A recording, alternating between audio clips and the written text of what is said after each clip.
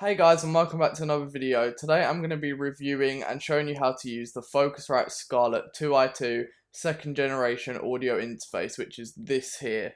So if you have no idea what an audio interface is and you're looking to start a YouTube channel maybe with a microphone, or you're looking to get into professional sound recording and you want to record your guitar or instrument, or you want to record the amp using a microphone, you're going to need one of these little red boxes. And what this red box does is turn your analog sound signal coming from your microphone or your instrument into a digital sound signal that can be used on the computer in softwares like Logic and GarageBand to edit the sound however you want to edit it. The way you do this is by setting up a microphone to your amp and then plugging in the microphone XLR cable into this input here, or the second input, it doesn't matter because this has two inputs, hence why it's the 2i2, which makes it a little bit more expensive but also a lot more useful to be able to have two different microphones running at the same time, or a microphone and an instrument, etc. And once you have your XLR cable from your microphone or your 1/4" jack coming into here, because this is a hybrid input and can accept an XLR cable around the outside or a 1/4" jack in the middle, you take the USB cable that comes included with the Scarlett 2i2, plug it into the back here, and then plug it into a USB port on your computer, and then you can use your sound that you're trying to get. So a bit more into the technical side of this audio interface, it has two preamp channels here, and each channel, like I said, can take an XLR microphone or a 1/4" jack into it, so you can play instruments directly into this and use an amp modeling software on the computer to create your guitar sound if you don't have an amp in real life.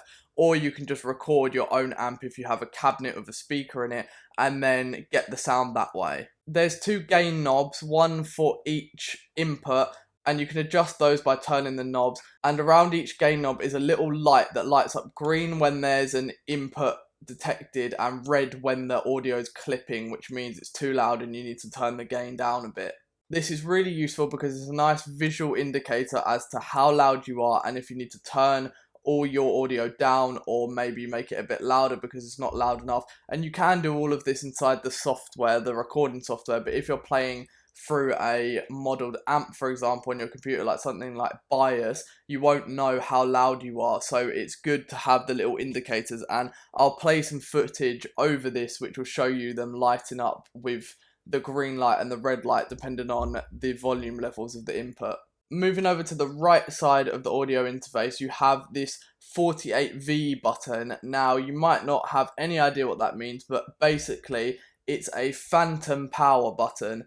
And what that means is that if you have a condenser microphone, you're going to need that button pressed in to power it, and it will light up if you have it pressed in, just so you know that you do.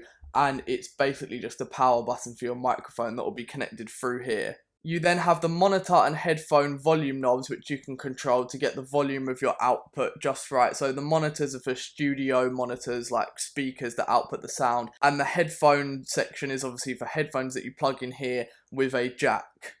You then have this little green light hidden up here that lights up a nice bright green when you have the USB connected, so you know everything's connected and okay. And then you also have this button down here that's direct monitor, and what this means is that it reduces all of the latency of the signal. It's very simple around the back. To the left here you have the USB input where you just plug your USB in, and then if you have studio monitors you plug the right side in here and the left side in here, and then you can output your sound through those monitors. And that's pretty much it for how to use this little Focusrite Scarlett 2i2.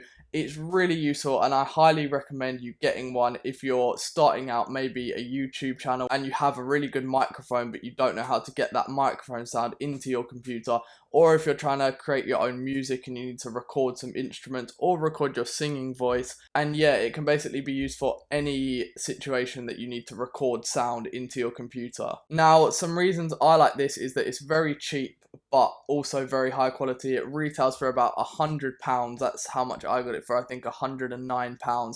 And for its price, it's the best in that price range. Now, obviously you can get massive audio interfaces that are probably better than this one, but for beginners and people just using one microphone or two microphones, this is perfect. The Scarlett is also very easy to use and understand for beginners. This was my first audio interface and I understand how to use all of it right out of the box. You won't really have to read any instructions or watch any videos online. It's very simple to use and it's very versatile. You can record microphones and instruments through both inputs, so you could record 2 instruments at the same time or 2 microphones at the same time. And lastly, the interface is very simple to understand, and the little lights that light up are really useful and show your clipping levels and all of that, so you know how to get the perfect sound. So yeah, this is kind of a short review, but there's not much to say about this. Everybody needs one of these when they're starting out. And yeah, I've left an Amazon link in the description that links to the Scarlett, so you can buy it right now if you really like this review and it convinced you to buy it, which hopefully it did. But yeah, thank you for watching this video, and please leave a like on it if you enjoyed it, and comment down below any more products you want to see reviews on that are related to audio or guitar or anything like that, and I'll try and get them out for you. But yeah, thanks for watching and I'll see you with the next one. Bye.